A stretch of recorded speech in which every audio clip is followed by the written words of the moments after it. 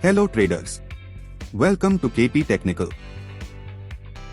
Since last few sessions bank Nifty trading in small range can give breakout, if crosses 43,300 and sustains that level then can go long with 70 to 80 points stops, and if opens gap up the wait for retracement and then can go long.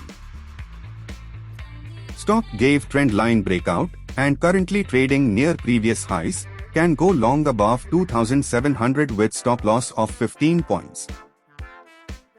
Stock gave breakout and currently trading above resistance zone, can go long above 440 with stop loss of 3 points.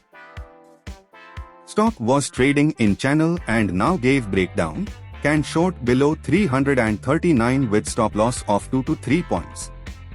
Stock trading in zone and near previous highs, risky players can go long above 408 with stop loss of 3 points.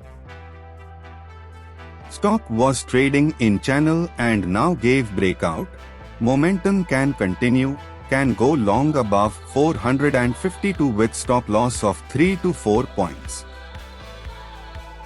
On daily chart, stock trading in triangle and can give breakout, can go long above 108 with stop loss of 1 point. For more stock market updates, subscribe KP Technical.